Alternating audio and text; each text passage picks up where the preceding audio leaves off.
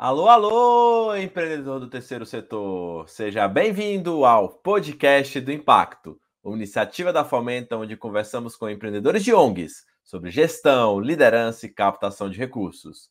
Eu sou Rodrigo Cavalcante da Fomenta e serei o anfitrião de mais essa conversa. Antes de compartilhar quem é o nosso convidado de hoje, eu preciso lembrar que o Portal do Impacto está repleto de novos conteúdos. Toda semana, nossa equipe e nossos parceiros têm compartilhado dicas, aprendizados para ajudar a sua ONG. Não vou falar para você acessar agora. Ouve primeiro, assiste o podcast do Impacto e depois acesse lá e confira todas as novidades em www.portaldoimpacto.com. O meu convidado de hoje, ele é formado em Relações Públicas com pós em Gestão Empresarial. Tem uma trajetória na iniciativa privada, onde trabalhou em uma editora e uma empresa de organização de eventos. Também foi diretor de um hospital e professor universitário. Em 2017, ele realizou um intercâmbio na Austrália, onde começou a se questionar sobre o propósito da sua carreira. Veio decidido ao retornar ao Brasil que gostaria de trabalhar com crianças e jovens, que foi quando ele conheceu o fundador de uma organização que o convidou para ser voluntário, onde ele apoiou em algumas campanhas de arrecadação de recursos. Após os resultados, no final do ano, ele foi convidado para assumir a área de comunicação da ONG, onde está até hoje. Ele é gremista, eu sei como é importante essa definição em Porto Alegre, e pai do Lucas, que acaba de completar 1 ano. Hoje, eu converso com o Cristiano Santarém, da organização Wimbelendon, que fica em Porto Alegre, Rio Grande do Sul. Cristiano, seja muito bem-vindo ao podcast do Impacto. Oi, Rodrigo, bom dia, boa tarde, boa noite, né? Independente do horário que for ouvir. Muito obrigado aí pelo convite, né? A gente está bem feliz em ter sido lembrado aí para estar participando dessa conversa tão legal aí com o pessoal da Fomenta. Muito legal, Cristiano. Para mim é um prazer recebê-lo aqui. Conheci você, tive a oportunidade de visitar o Embelendon em 2019, conheci o espaço lá antes desse momento de pandemia e tudo mais.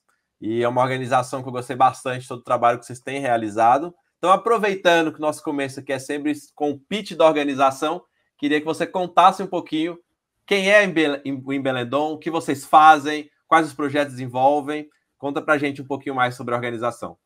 Legal, Rodrigo. Então, assim, o Embelendon, ele existe é um projeto que existe desde o ano 2000, né? Ele tem um foco no atendimento de crianças e adolescentes em situação de vulnerabilidade na área do extremo sul aqui de Porto Alegre. Né? A gente tem esse nome aí porque o nosso foco é o tênis, né? Então o Wimbledon é uma brincadeira com o torneio de Wimbledon, que é o torneio de tênis mais tradicional, com o bairro onde a gente está, que é o bairro de Belém Novo. Né? Apesar da gente ser muito conhecido por causa do tênis, o tênis ele é um chamariz lá dentro do projeto. Né? A gente utiliza o esporte assim como uma forma de encantar, cativar as crianças para entrarem, para se motivarem a continuar dentro do projeto, e a partir disso, né, a partir desse encanto que elas têm pelo tênis, a gente consegue chegar onde a gente quer, que é oferecer uma gama gigantesca de outras atividades para eles lá dentro. Né? Hoje o tênis ele é uma parte, até posso dizer que pequena lá dentro do Embelendon, né? Faz parte dentro das atividades esportivas, que são outras também que a gente também oferece, mas além dessas atividades esportivas, a gente trabalha com a parte pedagógica, com a parte socioemocional, parte cultural, né? Então as crianças acabam tendo lá oficina cultural de cinema, oficina de arte, atendimento psicológico, laboratório de aprendizagem, que é dentro da parte da pedagogia, né? Trabalha com reforço escolar, a gente tem eventualmente oficinas de língua estrangeira também com algumas parcerias. As crianças todo dia fazem respiração e meditação. Uma vez por semana a gente tem uma oficina de yoga para elas, atividades algumas esporádicas como gastronomia também. Enfim, a gente tem uma gama bem grande aí de atividades, porque o nosso foco, apesar de sermos conhecidos como uma organização pelo tênis, né, por causa do nome, por causa dos nossos embaixadores, por causa da quadra, que é o nosso cartão de visitas, o nosso foco não é formar tenistas, o nosso foco é formar cidadãos, né, poder termos aí pessoas, saírem de lá pessoas melhores para poder contribuir com a sociedade. Então esse é um pouquinho assim daquilo que a gente faz lá dentro do Embelendon. Muito bom. E, Cristiano, você trabalha na comunicação. Daqui a pouco eu quero até ouvir um pouquinho como é que você se conectou, como é que você entrou dentro do terceiro setor. E vocês têm uns projetos com uns nomes muito legais, que fazem uns trocadilhos aí com esse mundo do tênis. Conta um pouquinho aí desses nomes aí que vocês utilizam aí em algumas iniciativas que vocês realizam. Bom, então o Imbelendon, né, o nosso nome, já expliquei ele no início. A gente tem outros 2 eventos, né, que são eventos que a gente faz aí anualmente, que daí são um pouco desse trocadilho que você fala. O primeiro dele é o Rolando Arroz, né, que é uma brincadeira com o torneio francês Roland Garros, né, que é o torneio do Guga, que todo mundo conhece aqui, né, onde o Guga se consagrou aí como número 1 do mundo. O Rolando Arroz, ele é um torneio de tênis, um torneio beneficente que a gente faz no final do ano lá na ONG, onde a gente reúne tenistas ou ex-tenistas profissionais, empresários e um educando. Então, todo mundo conhece o tênis como um jogo de simples, como um jogo de dupla, a gente faz um jogo de trincas, né? Então, a gente coloca em quadro o tenista, o educando e o empresário, né? Enfim, é um torneio beneficente, a gente faz todo um qualify antes para selecionar os empresários que vão participar. O foco é poder trazer os tenistas para que eles possam ter um dia de convivência com os educandos, poder trazer os empresários para que eles possam conhecer, enfim, o projeto e vir a se tornar apoiadores, e para os educandos justamente poder dar uma amostra desses 2 mundos, né? Porque é importante para essa questão da ampliação da visão de mundo que eles têm, que a gente quer que eles tenham, na verdade, né, que eles possam estar conhecendo isso, né? E a partir daí, rolando arroz, porque a gente tem o evento, é um torneio de um dia inteiro, obviamente a parte de alimentação, ela é toda baseada em arroz, né? Então a gente tem o tradicional bolinho de arroz, que já é uma tradição do evento, a gente serve risotos lá no Imbelendon, o evento acontece lá na nossa sede, né? Então é um dia sempre festivo aí, onde a gente reúne aí de 300, 400, 500 pessoas. Já tivemos um evento com a participação do Guga, onde mais de 1.000 pessoas passaram na sede lá do Imbelendon. E o outro evento é o US Sopa, né, que é uma brincadeira com o US Open, que é o Grand Slam americano. Esse é mais recente, né? O Roland Garros já tem 10 edições.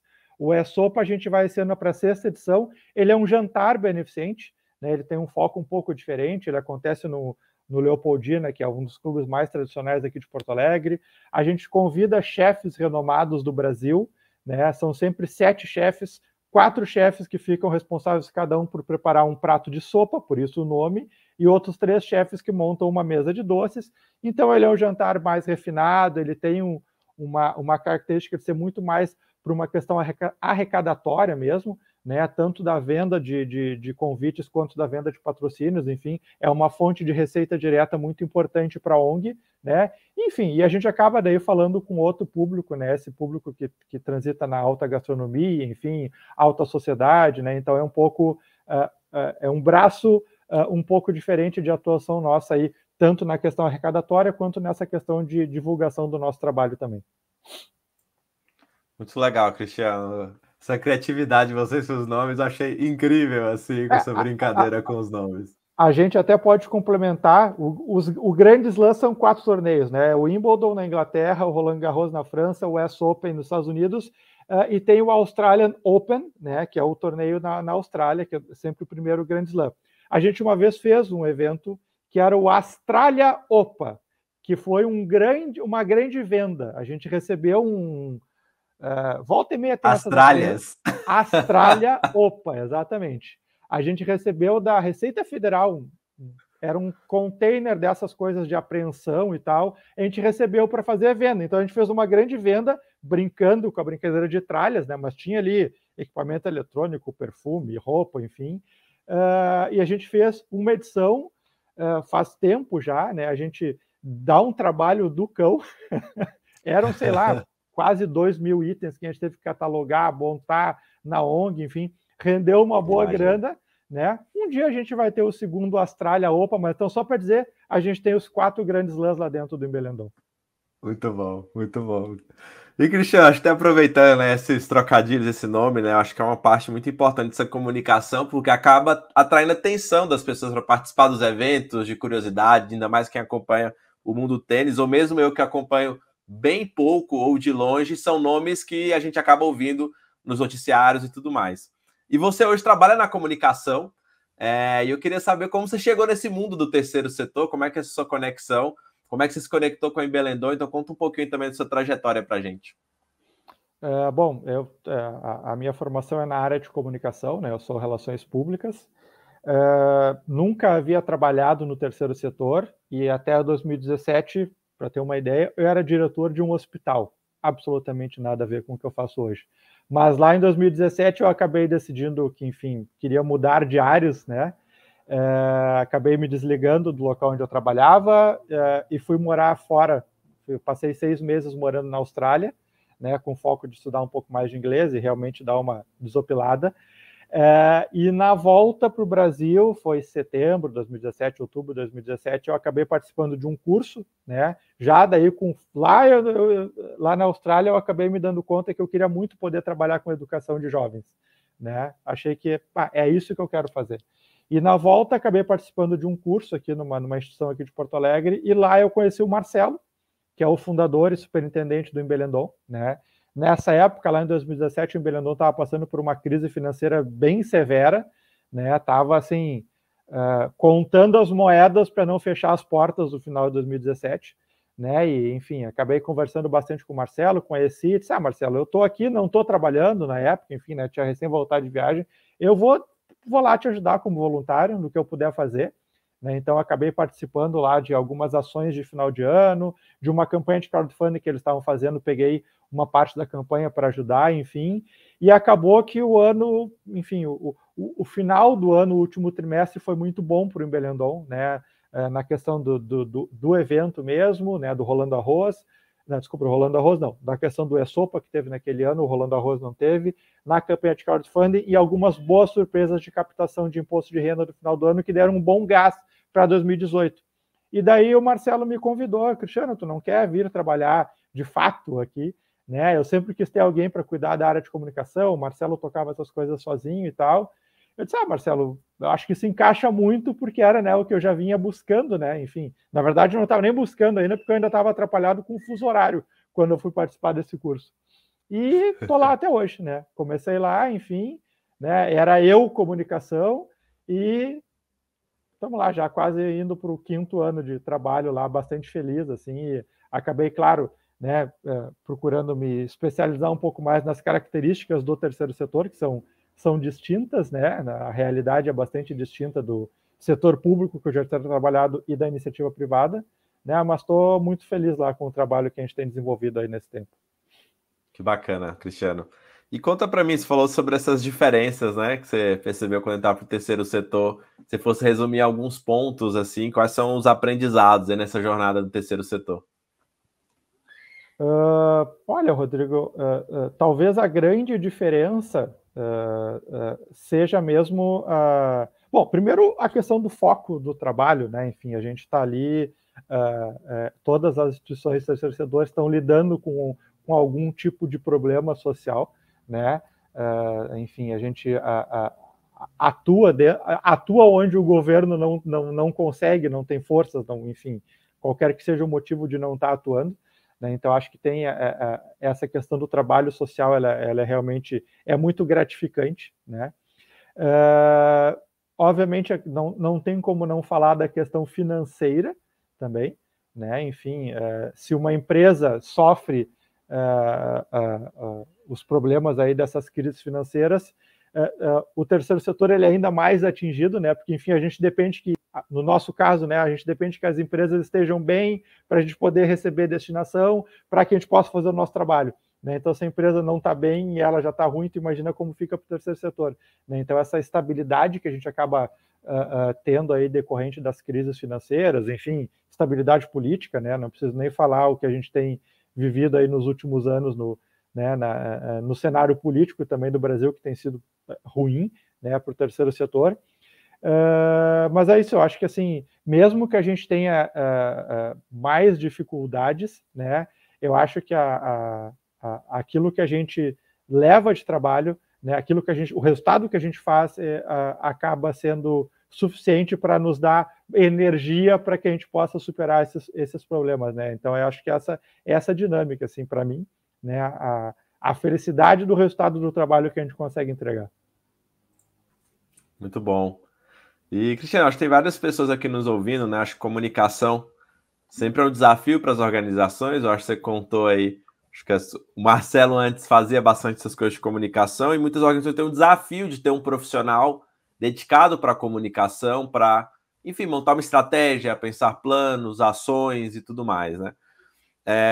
Desde quando você assumiu, né, o Embelendon, e aí também como dica aí para quem está nos ouvindo, quais ações assim você acha importante, tendo um profissional de marketing, de comunicação, ou mesmo tendo um grupo de voluntários, quais ações você acha que as organizações devem olhar ou que talvez passa despercebido no dia a dia e acaba não sendo comunicado, né? Quais são ações simples assim que a gente pode pensar que é muito importante para uma organização do terceiro setor fazer?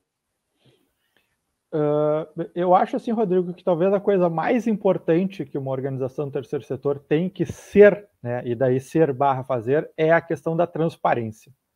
Né? A gente está no universo aí, e certamente a Fomenta deve ter números mais atualizados, mas de centenas de milhares de organizações, né, de OSCs, né, no Brasil.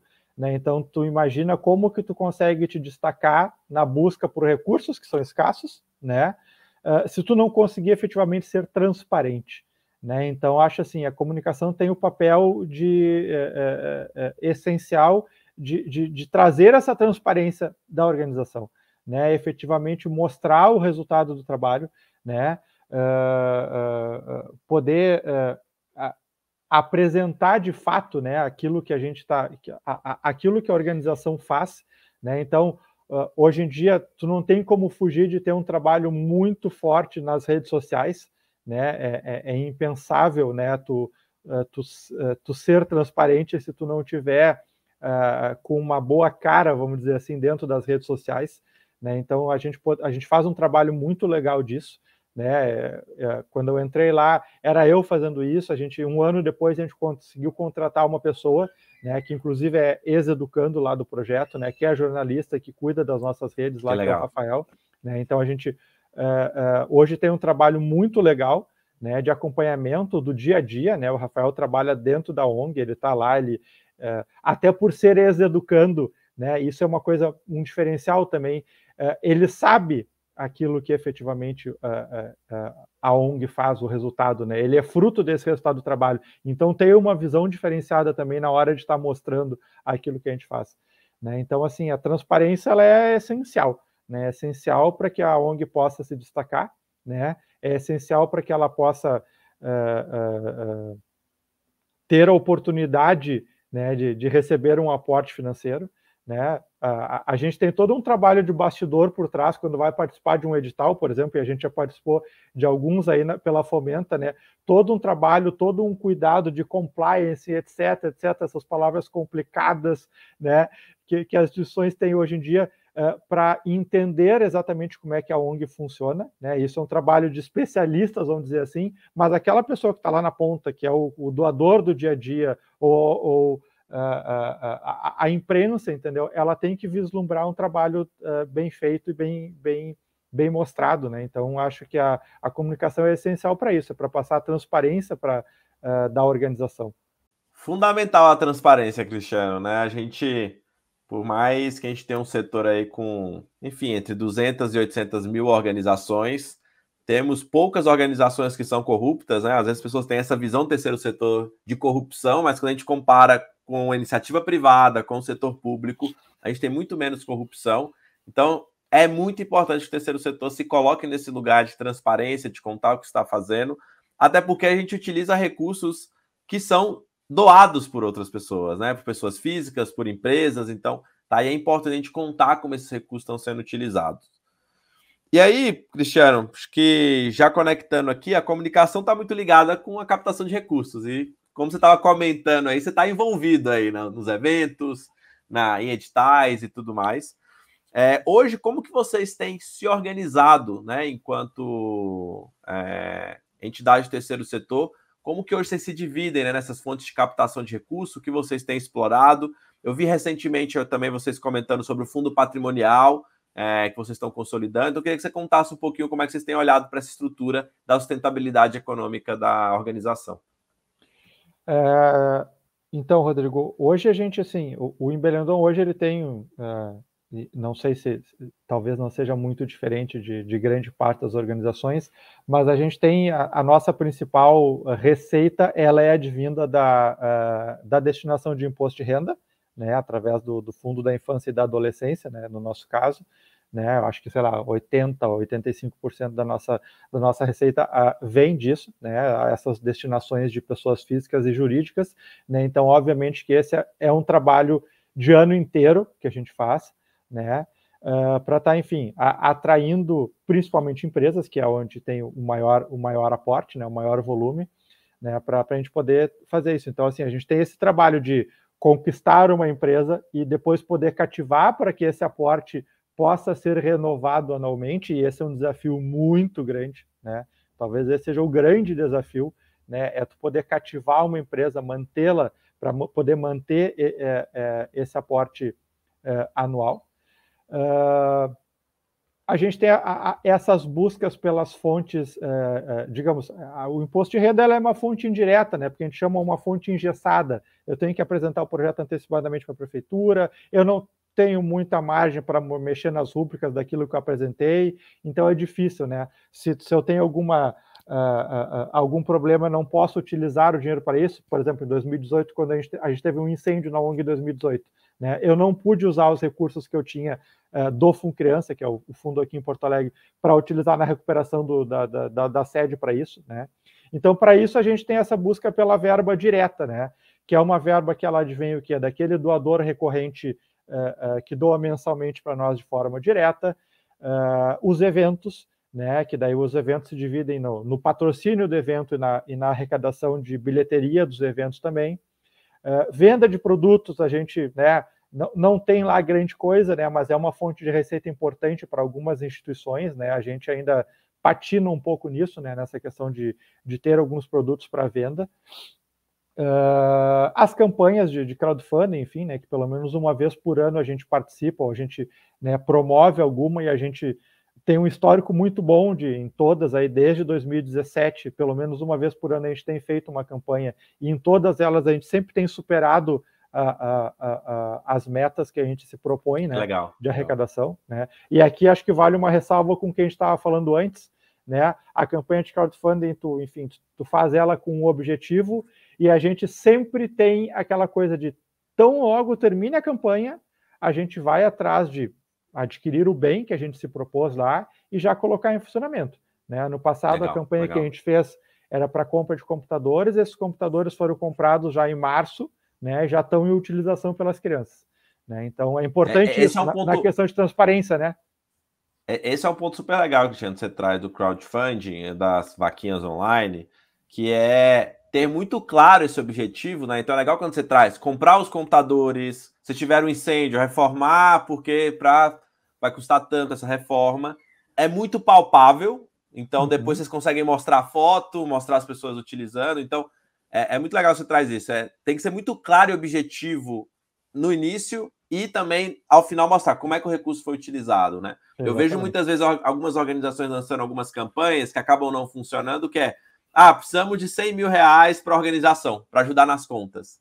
É muito difícil, né, para um doador se identificar, a não sei que ele conheça muito aquela organização, acredite, ele consiga entender como é que esse dinheiro vai ser utilizado, como é que ele vai se transformar de fato em impacto ou em ação, né? Então, super legal você trazer isso, como vocês têm trabalhado, como vocês têm conseguido atingir as metas, bater as metas, com essa campanha bem direcionada para um objetivo específico, vocês conseguem até prestar contas depois, também mostrando como foi utilizado. Exatamente, é importante isso, né? E para nós é um orgulho a gente sempre poder superar as metas, porque, enfim, acaba sendo um aval, né, que o doador dá para o nosso trabalho, né? Então, eu me proponho uma coisa, atinjo mais, é porque efetivamente aquela pessoa que está doando acredita realmente na gente, né? Então, a gente volta de novo para a questão da transparência, né? Acredita por quê? Porque ele sabe o que a gente faz, porque no ano anterior a gente comprou, a gente fez, a gente mostrou, a pessoa foi lá, viu usando, né? Então, acaba se tornando um círculo virtuoso, no caso, né? Nesse sentido.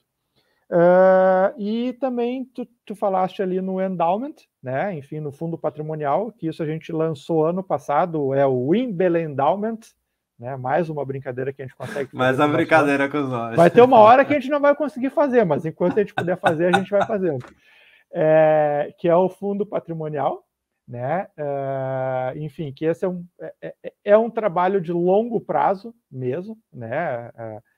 Não é algo que vai ter frutos agora, né? Mas a gente acabou se adaptando à lei que foi promulgada no início do ano de 2019, né? Que regulamentou os fundos aqui no Brasil.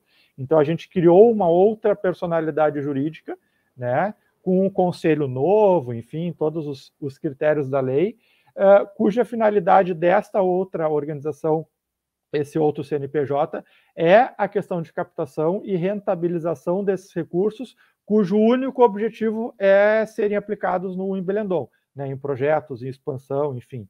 Né, é algo para longo prazo, porque, enfim, para te poder começar a ter uma rentabilidade legal para te usar, tu tem que ter um certo volume captado, né, enfim. Isso é algo relativamente novo no Brasil também, né? Enfim, então tu também tem apesar de nos Estados Unidos, Europa, isso ser algo que já tem 200, 300 anos, já é algo, né, intrínseco na sociedade, aqui ainda não, né? Então tu tem todo um processo de mudança de cultura, né? Tu não tem hoje um incentivo de lei para isso, né? Diferente, por exemplo, da Fundo da Infância e da Adolescência, que a empresa ou a pessoa, ela não doa, né? É o governo que deixa ela destinar. Ali não, o endowment tem que tirar do teu próprio bolso. Né? Então também é uma questão cultural nossa que vai aos poucos sendo modificado, mas a gente tem bastante assim esperança no longo prazo de que a gente possa, a partir do fundo crescer, a gente justamente possa diminuir a dependência que hoje a gente tem, por exemplo, das leis, né, da arrecadação direta, enfim. A gente espera um dia ter um volume financeiro aí que permita não só a gente poder pagar o custeio da ONG, né, como, né, que é o nosso grande sonho, a questão de ampliação, né, da gente poder ter núcleos do Embelendon em outros locais. Não ampliação do nosso espaço lá, mas daqui a pouco eu ir para a Zona Norte de Porto Alegre e daqui a pouco está indo para outros locais com essa nossa metodologia que a gente tem. Muito legal, Cristiano, se compartilhar. É um tema relativamente novo mesmo, né? Eu tenho acompanhado um pouco a movimentação nas universidades também, da criação de fundos para apoiar iniciativas dentro das universidades. Teve um caso, acho legal também, emblemático, para quem não acompanhou, da revista Piauí, que recebeu um endowment para conseguir manter um jornalismo mais independente, né, usando um fundo patrimonial. E acho que é muito legal, porque quando a gente fala do terceiro setor, é sempre um desafio para as organizações esse planejamento de longo prazo, porque a gente nunca sabe quanto de recurso vai entrar no ano que vem, né? Então, é todo ano essa captação, montando a meta, e a gente está sempre com a mentalidade de um ano. Quando se consegue ter, por exemplo, um fundo que está aportando ali, a gente consegue ter um pouco mais de previsibilidade, até a mentalidade e o planejamento da organização muda muito, porque aí vocês podem começar a fazer planos de 5 anos, de 10 anos, de vamos expandir para outros locais, porque a gente sabe que pode ter um fluxo ali entrando ao longo do tempo. Não é um trabalho fácil, mas estou feliz também de estarem aí na frente também, participando de toda essa discussão aí e se envolvendo nesse tema de fundos patrimoniais, que eu vejo com bons olhos aí para os próximos anos do Brasil. Não, com certeza. É importante, e isso que tu falou é fundamental, né? A gente vive na pele essa questão de só poder decidir o ano seguinte lá em dezembro, quando as empresas terminaram de fazer os aportes. E o aporte acontece em dezembro. Né? Teve anos onde a gente tinha quase zero captado na segunda quinzena de dezembro, entendeu? E daí nos últimos 15 dias, brum, aí, legal, tem dinheiro para fazer as coisas do ano que vem. Então, tu poder ter essa tranquilidade para daqui a pouco pensar, vamos pensar daqui a 2 anos, como é que vai ser, vamos poder planejar ampliar a equipe ano que vem, aumentar o número de atendidos, enfim, é fundamental mesmo para dar um pouco dar mais qualidade realmente para o trabalho, né? Não tem outra palavra que não seja essa. Legal. O pessoal vai achar que eu sou puxa-saco aqui, Cristiano, mas eu tenho uma pulseirinha aqui que eu comprei até hoje aqui, ó, de vocês aí. Você tá falando dos produtos? Legal. Esse é o nosso grande produto. Humildade. O nosso grande produto é esse. Muito legal. Depois, quem quiser entrar lá para ver também, é super legal e tem a ver também com todo o processo pedagógico de vocês também, dos valores. É muito legal como o produto está vinculado também com o que vocês fazem, com o dia a dia, né? Não é só, como é que fala, uma fonte de captação de recursos ali, mas tem uma conexão também com a organização. Com certeza. Legal, Cristiano. E Tem um momento aqui do podcast que eu acho que todo mundo sempre espera, assim, sobre erro da captação de recursos, erro, alguma parceria que deu errado. Você tem alguma história para compartilhar com a gente? Olha, Rodrigo, na verdade, assim, eu tenho... quando eu fui provocado sobre isso, eu fiquei, né, enfim, pensando, né, o que a gente podia trazer, assim. Eu posso te falar duas frustrações, tá? São erros e são frustrações, Perfeito. na verdade, né? Que eu particularmente tenho, assim. Eu até já fiz, já dei uma faladinha aqui, mas eu acho importante de voltar, né? Que é a questão de não conseguir manter uma empresa de um ano para o outro, né? Não vou, obviamente, citar nomes aqui, né? Mas, enfim, a gente teve um ano onde a gente recebeu um aporte grande de uma empresa que representou, sei lá, 70% do valor captado, certo? E, nossa, né? Legal, que maravilha, show de bola, mantivemos o ano e tal. E tu faz todo um trabalho, né, de cativar, de trazer, de falar, de se comunicar, de apontar, etc. E chega no final do ano e tu não tem nem 10%. Não é que tu não, que a empresa, às vezes, tu, obviamente, tu não consegue ter o mesmo valor, né? Mas não é que, não, é simplesmente a empresa desaparece, assim, né? Então, eu acho isso um problema, é uma frustração, é um problema, e de uma certa forma, para mim, é um erro, né, nosso, da gente não ter conseguido cativar essa empresa, e isso já aconteceu mais de uma vez. Eu estou para te dizer que quase que todo ano acontece isso, entra um super aporte e depois a gente não consegue manter, né, segurar essa empresa para o ano seguinte, né? Então esse é isso, assim, ainda tenho que pensar muito numa forma da gente poder corrigir isso, né? Porque já aconteceu num cenário de ser uma empresa que a gente trouxe, já aconteceu num cenário de ser uma empresa que captadores que trabalham para nós trouxeram, e daí até entendo que pode ser um pouco mais difícil, porque às vezes tu nem tem uma relação direta, né? Mas assim, ter uma forma de fazer isso diferente, né? De tu poder garantir uma continuidade no aporte, e não é uma empresa que nenhuma dessas empresas é uma empresa que faliu de um ano para outro, entendeu? São empresas que continuam grandes, que cresceram, entendeu? E simplesmente não apareceram, né? Então acho que isso é uma coisa que tem que ser trabalhado por nós, né? Eu não sei muito bem como é a realidade em outras instituições, né? Mas enfim, isso é uma frustração muito grande que a gente tem de não conseguir manter, assim, né? E a outra coisa, que daí sim foi um erro, e até posso dizer aqui que a gente discutiu sobre esse erro num dos programas da Fomenta que eu participei ano passado, né, que era acho que foi o programa que foi patrocinado pelo Instituto EDP, se não estou enganado, ano passado, que é a questão da captação do pequeno doador, né? Aquela pessoa que doa, sei lá, 30, 40, 50 reais por mês. Cara, eu sou muito frustrado da gente não conseguir ter uma base maior, porque hoje a gente tem, sei lá, 100 pessoas que doam, sabe, esse valor assim. E eu acredito que a gente teria um potencial muito maior, entendeu? Para ter mais gente que doasse 30 pila por mês. Né? Eu pego e vou nesses, né, enfim, nos eventos da área e ouço as histórias de Médicos Sem Fronteiras e não sei mais quem. E daí eu fico pensando assim, sinceramente, às vezes eu me sinto muito incompetente em não conseguir aumentar essa base, sabe? Então, assim, e a gente fez, né? Agora falando do erro especificamente, a gente criou uma campanha, foi no final nós estamos em 2022, foi no final de 2020, início de 2021. Criamos uma campanha com a nossa agência, com peças de internet, enfim, maravilhoso. Voltou, fizemos testes maravilhosos, vamos botar na rua, o resultado praticamente zero, entendeu? Então, assim, entender isso também é um desafio, né? Porque a gente consigo ter, sei lá, centenas de pessoas que doam numa campanha de crowdfunding, eu consigo ter 300, 400, 500 pessoas que participam dos nossos eventos, ou seja, eu tenho vários pontos de contato, inclusive, né, que é importante, né, de mostrar o trabalho nessas oportunidades, mas não consigo aumentar essa base. Então, isso é uma frustração também que a gente tem, né, de não conseguir ter essa base maior, né? Eu acho que a gente tem potencial, mas a gente ainda não conseguiu acertar o tom para isso, né? Então, são duas coisas, assim, em duas áreas bem importantes da captação, né?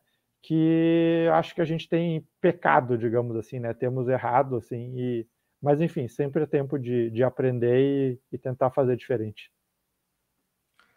Fico feliz, Cristiano, de você compartilhar com a gente sobre isso, porque é o que você falou, né? A gente participa de alguns eventos e aí vê aquelas campanhas de sucesso, aqueles números de doadores, valores captados, mas a gente sabe que não é fácil, né? E principalmente quando a gente fala de doação pessoa física, ainda tem um trabalho muito grande de cultura de doação no Brasil, né? Então não é comum as pessoas doarem recorrentemente para uma organização, então todo mês vou ali, apoio essa organização, até como se fosse uma carteira de investimento, né? Então, para quem aplica, seja em renda fixa, bolsa, você monta aquela sua carteira de investimentos. A gente está muito longe das pessoas começarem a ter uma carteira de doações. Então, minha causa é essa, eu vou apoiar, nem que seja 10, 30 reais, eu vou apoiar essas 3 organizações que trabalham nessa causa, né? Então, tem um trabalho aí muito importante ainda de cultura, de fomento para que as pessoas comecem a doar, que a gente acaba percebendo, por exemplo, né? Você não é o primeiro, nenhum dos primeiros que eu ouço sobre essas frustrações de montar uma campanha, ter expectativa e não conseguir sair de uma base do que se espera ali de doadores, pequenos doadores, né? Micro doações que a gente chama desses 30, 40 reais, mas com uma base grande poderiam ser relevantes, né? E aí acho que é sempre legal falar um pouco assim sobre entender isso da causa, né? Que ela influencia muito. Então, hospitais, crianças com câncer, por exemplo, são causas que acabam chamando mais atenção. A questão da fome veio muito forte durante a pandemia, mas quando a gente pega no geral, o brasileiro ainda tem uma visão da doação algo mais pontual. E aí é legal que você traz que o crowdfunding tem funcionado, essa campanha mais direta, vocês têm conseguido bater a meta. Então é legal também ver esse contraponto, né? Porque não quer dizer que a população não está doando, mas o formato de doação ela ainda é mais pontual, ela ainda é mais daquela emoção, daquele momento ali de ajuda, né? Então, você traz 2 exemplos aqui de como um lado tem funcionado bem e outro não tem funcionado. E é legal também mostrar esse outro lugar, porque às vezes a gente participa de eventos, vê aquelas captações, nossa, vamos fazer, minha organização vai funcionar, e é complexo, né? Como você falou, teve envolvimento da agência, peças, e muita gente não consegue atingir esses resultados, né? Enfim, mas é isso. A gente vai aprendendo e uma hora vai.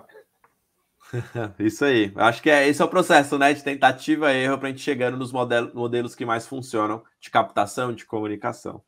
Cristiano, estamos quase no final aqui do podcast do Impacto. Queria saber se você tem alguma indicação de livro ou vídeo aqui que você queria deixar para quem está nos ouvindo aqui ou nos assistindo no YouTube. Tenho. Tá, uma ou mais de uma também, né? Vou fazer o seguinte, né? Primeiro, assim, quem quiser conhecer mais a história do Embelendon, a gente tem o livro dos 20 anos do Embelendon, que a gente lançou em 2020. Lindão esse livro, hein? Né? Você recebeu, né, Rodrigo? Então, quem quiser aí para conhecer, enfim, não precisa comprar o livro, né? A gente indica, pode entrar no nosso site, tem o PDF do livro, você pode baixar o PDF. Se quiser comprar, também dá para comprar lá, né? Mas o PDF, enfim, ele conta, né? Lindamente o livro realmente. Aí, de novo, não quero puxar como é que é a brasa para o meu assado, mas o livro realmente está lindo, né? E a gente fez um trabalho muito legal aí de pesquisa e de execução. Lançamos lá em 2020, né? Então conta os 20 anos da ONG. Mas, fora isso, eu tenho um livro que eu, enfim, li alguns anos atrás e talvez até tenha sido uma das coisas que me levou a entender um pouco mais do terceiro setor, porque fala dos valores, né? Daí tu falou ali das nossas pulseiras, e é a pulseira que eu ando. Na verdade, eu ando com 2 pulseiras, tá, Rodrigo? Uma é da perseverança, né? Porque eu acho que a perseverança tem tudo a ver com a ONG, né? Com a nossa instituição, né? A gente já passou por tantos perrengues, problemas, enfim, e a gente continua lá, então a perseverança é fundamental. Mas o outro que é meu de vida, que é a empatia, né? E esse livro aqui, que se chama O Poder da Empatia, né, do Roman Krznaric, difícil de falar o sobrenome do cara. Enfim, ele fala sobre, né, enfim, sobre a empatia e sobre como isso, como esse valor, se bem trabalhado, efetivamente pode ser algo para mudar o mundo, né? Então, acho que quem trabalha com o terceiro setor, independente da causa, né, eu acho que é uma leitura muito legal, né? Então, eu deixaria essa dica aqui, o poder da empatia, né? Depois eu te passo direitinho o autor, que eu não consegui falar aqui sobre o sobrenome dele, para te colocar aí no podcast, mas enfim, eu acho que é um livro bem legal e vale a pena ser lido aí por todas as pessoas e principalmente por quem como os ouvintes aqui, trabalha no terceiro setor. Muito bom. Então, os links vão estar aqui na descrição do vídeo ou do podcast, depende da plataforma que você tiver. Tanto o PDF lá para você comprar o livro da Conta a História da Wimbledon, essa organização fantástica que está lá no sul do país, em Porto Alegre, como também esse livro da empatia. Eu não vou tentar falar o nome do autor aqui também, que eu acho que eu não vou conseguir, mas a gente deixa o link aqui para quem quiser. Krznarek, é Roman Krznarek, o sobrenome dele. Aí, saiu. Cristiano, queria agradecer enormemente aqui por esse tempo aqui, por compartilhar essa história, falar um pouquinho aí também das frustrações da sua jornada dentro do terceiro setor. Tenho certeza que quem nos ouviu conseguiu tirar várias ideias, vários aprendizados aí também, para olhar para a sua organização e também promover melhorias. Então, meu muito obrigado para você. Que bom, Rodrigo. Obrigado mais uma vez pelo convite, obrigado por ter se lembrado da gente, enfim. Estou à disposição para quem quiser conversar mais, a gente está aberto aí, acho que a gente só vai poder continuar tendo um terceiro setor forte se a gente efetivamente puder, né, ter esse compartilhamento de ideias, troca de ideias, enfim, eu acho que isso que faz com que a gente possa estar crescendo independente da causa, né? Eu acho que não tem que ter uma concorrência no terceiro setor, né? Tem espaço e, infelizmente, demanda para todas as causas, né? E acho que são demandas infinitas, né? Enfim, então eu também fico à disposição aí para continuar essa conversa em outras plataformas aí com quem quiser. Maravilha. Então acompanhem o pessoal da Wimbledon lá nas redes sociais, eles estão lá compartilhando tudo que eles estão fazendo, quem se interessou aí pelo trabalho deles. A gente vai ficando por aqui. Espero você aí no próximo podcast do Impacto. Enquanto isso, vai lá acompanhando todos os conteúdos no portaldoimpacto.com. Então, um grande abraço para vocês e até o próximo podcast. Tchau, tchau.